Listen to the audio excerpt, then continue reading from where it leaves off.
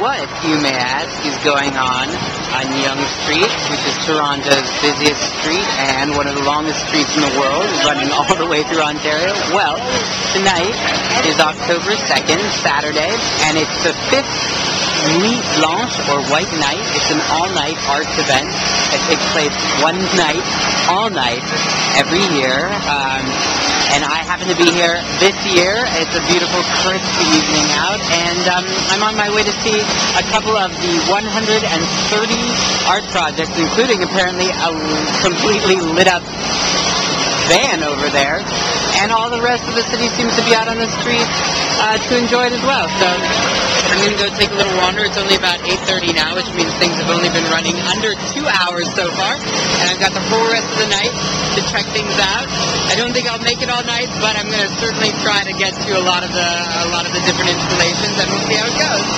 So today we're walking around another neighborhood of Toronto. It's called Queen Street West, and it was traditionally a bit of a working-class neighborhood, a little bit gritty. Here's one of the new anchors of the neighborhood. It's called the Drake Hotel. It's been here for quite a few years, though under current management just for about 6 or 7 years. There's another hotel called the Gladstone Hotel, which is a little farther down there.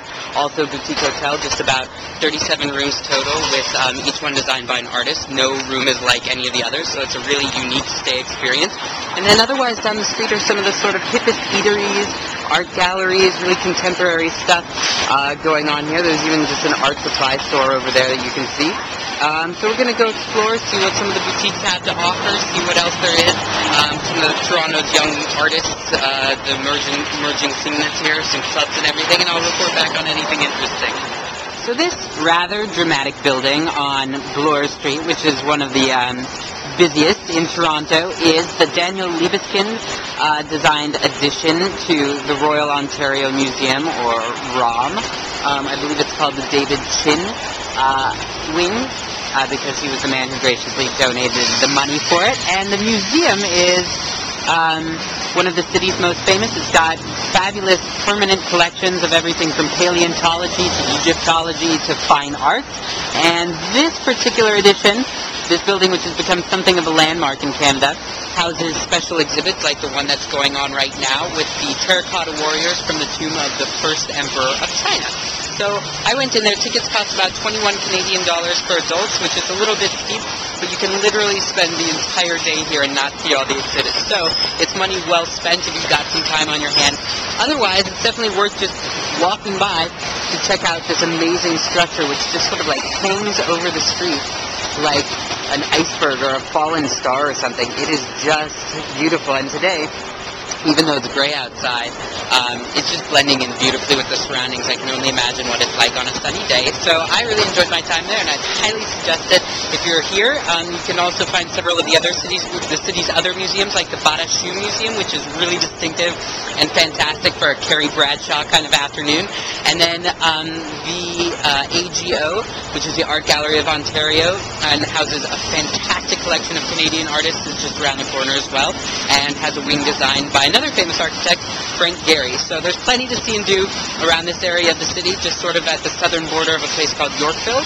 And you should definitely spend a day here while enjoying. I'm at the corner of Church and Alexander Streets in what is known as the Church Wellesley Gay Village of Toronto, as you might be able to see from all of the rainbow flags right here. And this is the main strip of bars between Alexander and Maitland Streets, and it continues all the way up to Gloucester Street.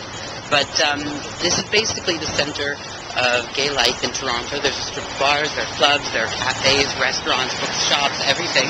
It's pretty compact for a city this size, but everybody comes down here at one point or another. And there are also other areas called, they call it Queer West, although it's on West Queen West Street, a little farther west near the Drake Hotel and Gladstone Hotel. And Ossington Avenue right there. But I'm going to check this out now and see what's happening. As you can see that sign over there, it says 30 Years of Pride, so it must mean something good. Going to see if there are any happy hours. Clearly it's not prime time, but there should still be something good. So I'll check. So no need to explain where I am today. It's probably one of the most recognized sites in North America. It's Niagara Falls. As you can tell by my cloth right now, I've already been on that boat, which is called the Maid of the Mist, which you can see packed with ponchoed people down there. So I already got a little bit soaked, but it was definitely worth it. You pass by the American side of the falls there, and then just there over the tree line where that huge plume of mist is rising, that's Horseshoe Falls on the Canadian side, which is just beautiful and completely dramatic. The ride only takes about 15 minutes, so it's easy, it's quick, everyone can do it. You get this styling poncho that I'm showing you right now, and it's definitely worth it. I know it seems corny to come to Niagara Falls, especially with all the casinos and chain hotels and stuff like that, but definitely stop here for a day if you're in Toronto. It takes about an hour and a half to get here. You can stop in charming Niagara-on-the-Lake on the way to or from for a nice lunch or at one of the wineries, and it's definitely worth seeing one of the wonders of the natural world. Yep, that's right. You're looking at vineyards here in the heart of Ontario, and these are the ones that go into the famous ice wine that's produced here. I'm standing here at Inniskillen Winery, which is in Niagara-on-the-Lake. It's probably the most famous of Canada's wineries and was the first one to be granted a commercial license post-prohibition in 1974. It's a partnership between a man from Austria and a man whose family is actually Italian, but he was born and raised here in Canada. Here is the wine boutique. It's housed in a historic barn that they believe was influenced by Frank Lloyd Wright, who worked around here in Buffalo for several years. And then here's the winery building. And this is the tasting room and also the special events room where you can go and have a winemaker lunch if you want to. So I'm going to go in and try some of the famous ice wines that put Ontario and Inniskillen especially on the map, and as well as some of the Chardonnay and Pinot Noir they produce here, because it's a cool climate region, so those varietals do especially well. And to be honest, I'm quite hungry, so I'm looking forward. This is the little town of Niagara-on-the-Lake.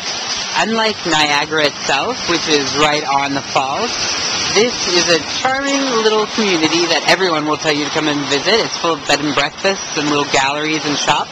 I won't lie, a lot of them seem to be dedicated to butterflies and kittens and things like that, but it still is charming, makes for a great afternoon of shopping or just hanging around. One of the Shaw Festival theaters is here in town too, and there are lots of little tea rooms and cafes and even little wine tasting bars and stuff for the region's wines and bakeries and stuff like that. So it makes for a delicious little foray, and you're much better off spending your afternoon here rather than Niagara itself, where there are only basically big hotels and casinos and lots of tourists. So I've just been walking around for a little while. I'd say an hour is probably enough to get a good sense of it, unless you're going to have a meal, in which case take a little more time.